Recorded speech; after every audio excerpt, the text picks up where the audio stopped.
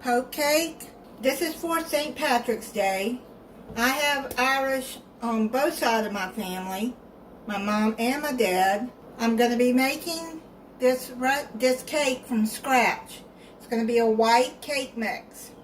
I don't have a white box cake, so I went and looked for a simple white cake recipe, and I found one on all recipes, and I read the reviews and it has good reviews. You're going to sift 3 cups of all-purpose flour.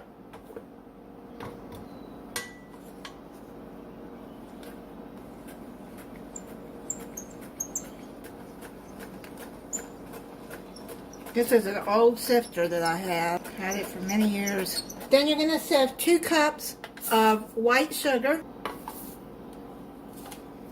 3½ teaspoons of baking powder. Now you want to level that out. That's what that's for, to level it.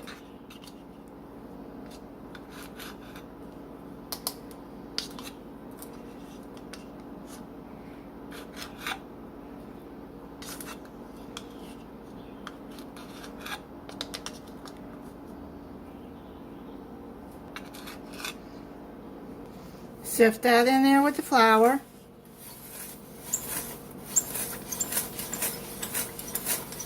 Got all of that in there.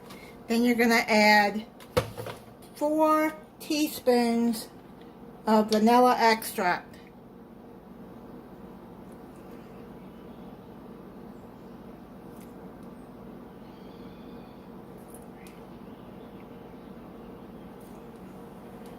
Then you're going to add 1 cup of milk.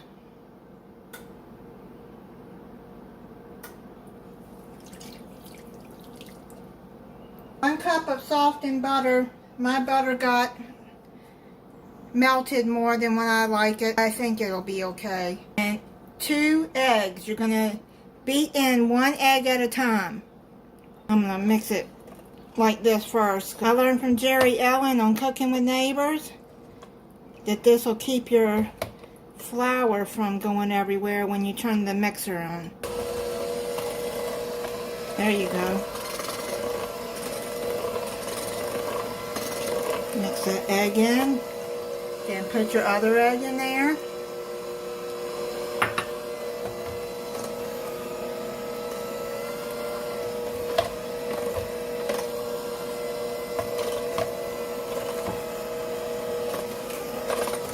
Now you're going to beat this on medium speed for 2 minutes. This was so easy. If it turns out good, I'm probably just going to make my own cake mix because it wasn't hard to make. Now you're going to take a 9 by 13 inch pan. You're going to spray it real good with cooking spray. And if the cake's going to come out, then I recommend flour in it. But this one is going to stay in the pan, so I just sprayed it with cooking spray.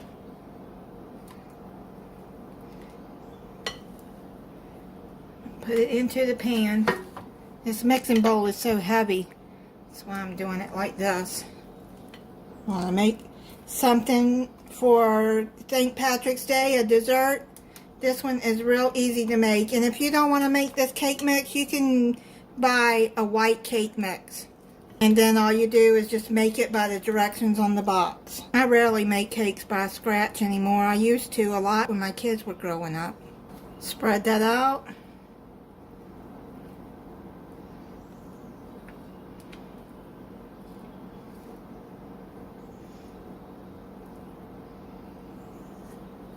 I'm going to make it even.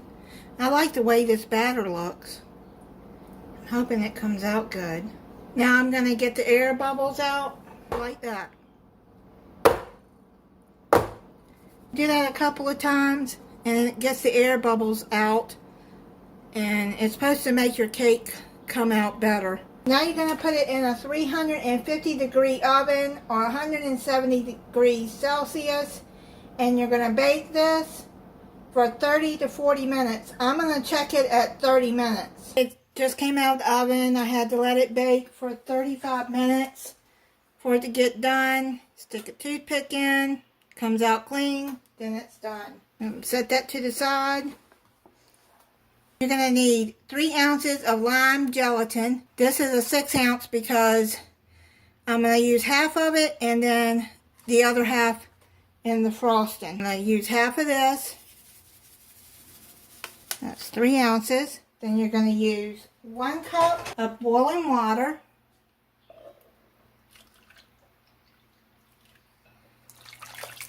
Half a cup of cold water. Stir that until all the gelatin is dissolved. Set that to the side. Bring your cake back over.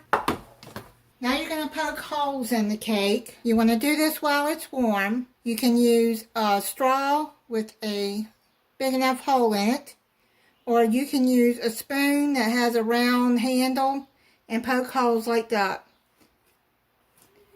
Say about 1/2 inch apart.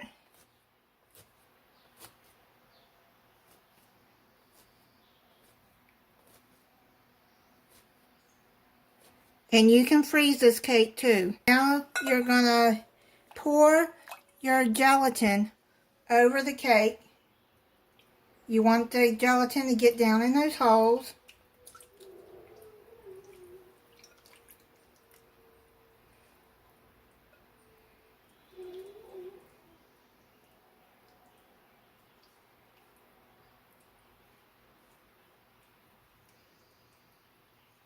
Put this in the refrigerator for an hour and then we'll come back and frost it. I've had the cake sitting in the refrigerator about 2 hours. Now you're going to make the frosting. You're going to want 1 3-ounce box.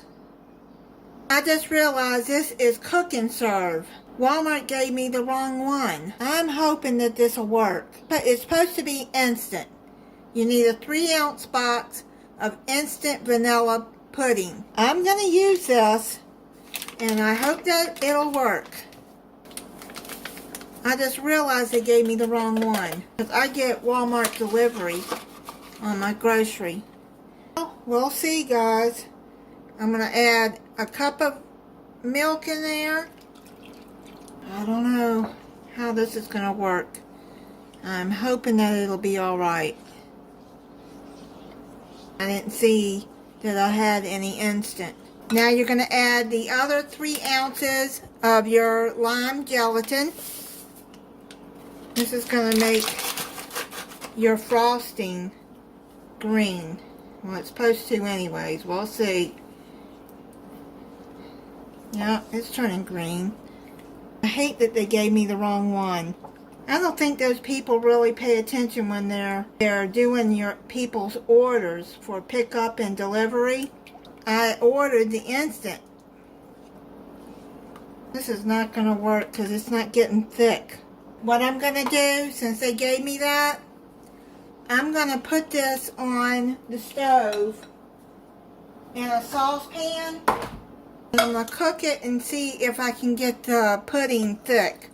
Because when you use the instant, it makes the instant pudding will get thick as you stir it. I got it cooked on the stove top.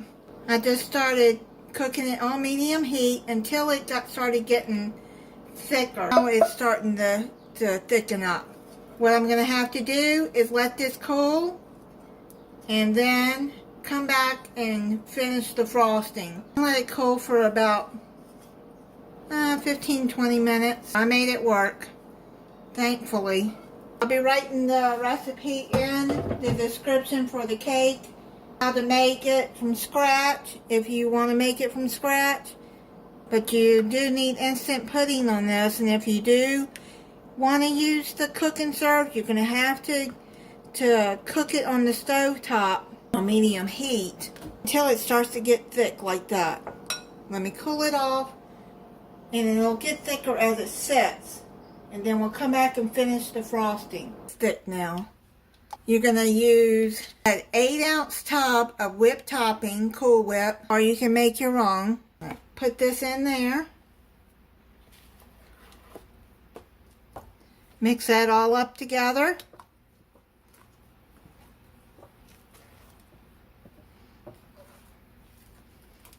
I'm going to mix it till it's all blended well. It's starting to look more green. Just make sure that you mix it really good so that the pudding is all mixed in there with it good. If you want to make it more green, you can use food coloring. I'm going to put about 5 drops of this neon green. It's a gel food coloring.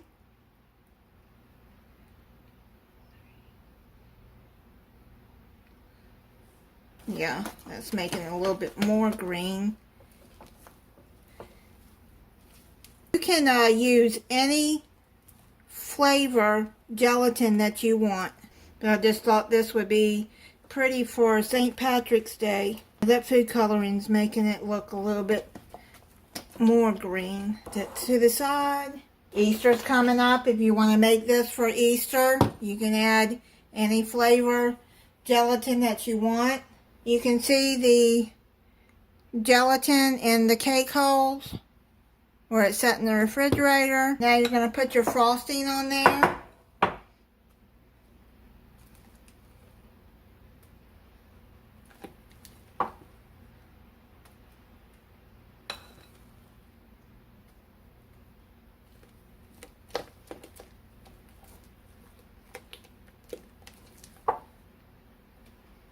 You're going to have to keep this in the refrigerator because it does have whipped topping.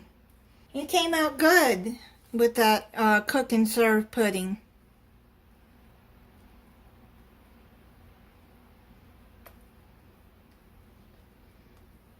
Actually, I think it made it more creamy.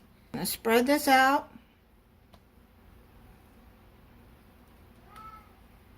I'm going to cover this and let it set in the refrigerator for another hour. And then I'll come back and try it for you. I've had this cake sitting in the refrigerator overnight. Take the plastic wrap off. Turned out pretty and green on top. I'm going to cut into it.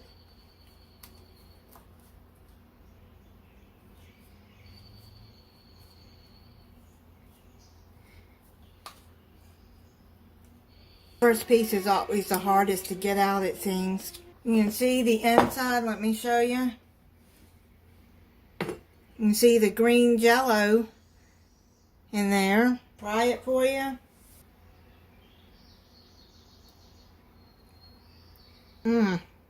That's really good. See the green in there? That frosting. Oh man, that's good. And thank you for watching. If you're not subscribed, I hope you'll subscribe. Click the notification bell so you'll be notified when I upload a new video. Bye.